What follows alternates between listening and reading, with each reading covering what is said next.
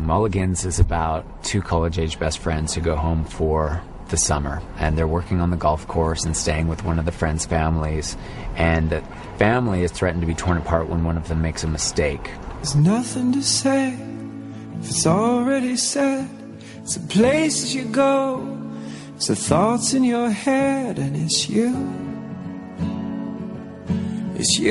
I see. And there's nothing to lose if you give it away. It's the time that you try, it's the time that you need. And it's you I see.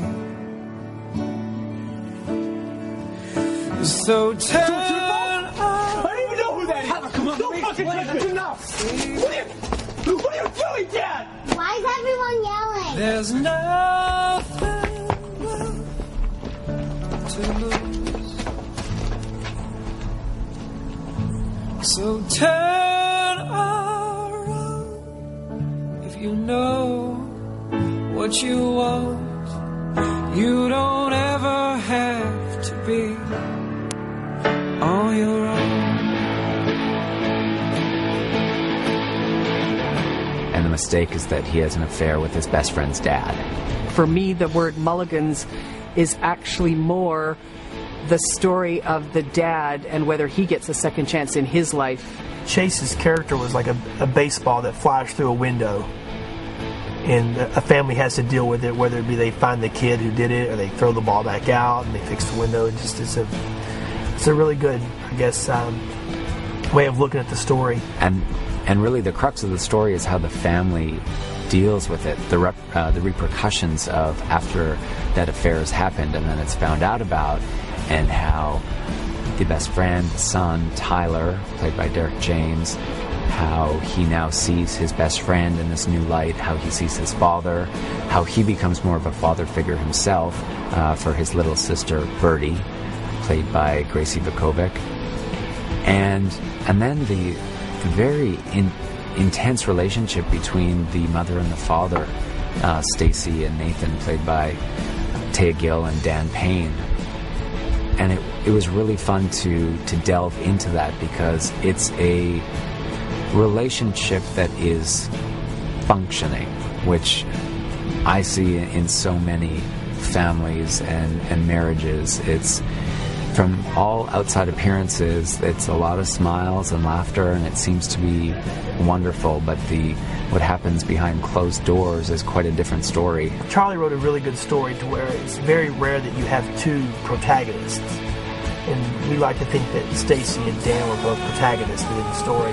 So whenever they would have conflict with one another, at the beginning of the film, we tried to make them always passing one another, always one going one way, one going the other. They never had a real moment where they sat down and talked to one another until after their argument. And then everything after that, we put them in one shots and put them right next to each other and kind of gave them no choice but to be there and to kind of face the music that was caused by Nathan's decision.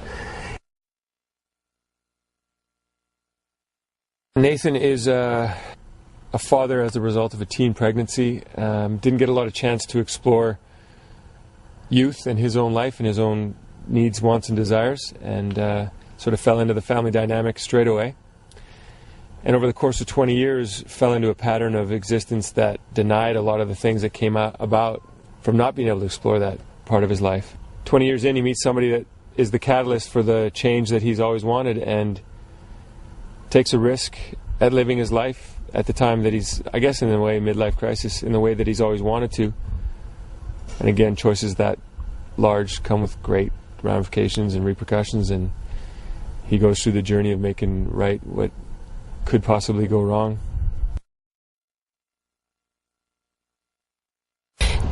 Stacy is definitely a challenging role.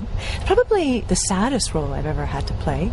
I had to really dig deep to all those sad points in my life, which I haven't had to do so intensely before for a project.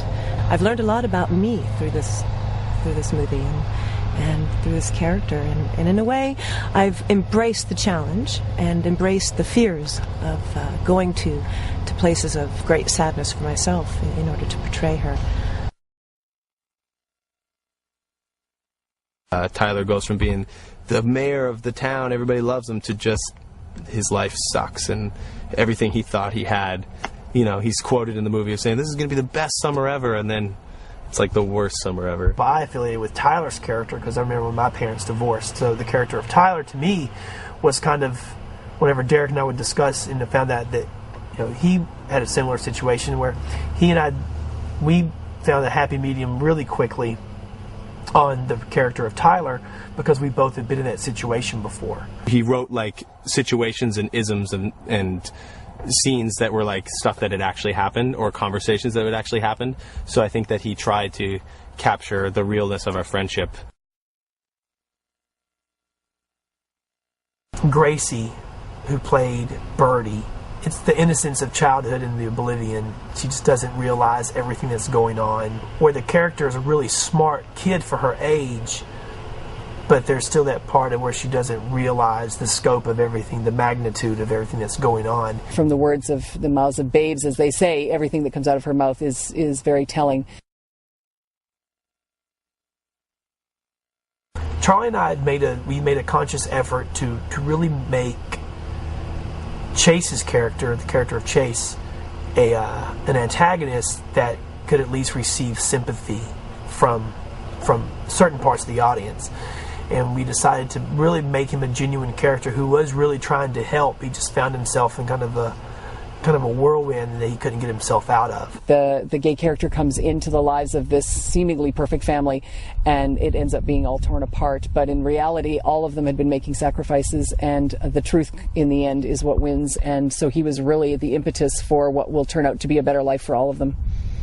I hope that this film instigates conversation with people. I hope that when they walk out of the theater, they've enjoyed their time. It is a drama with some light moments, and so I think that, you know, people will laugh here and there.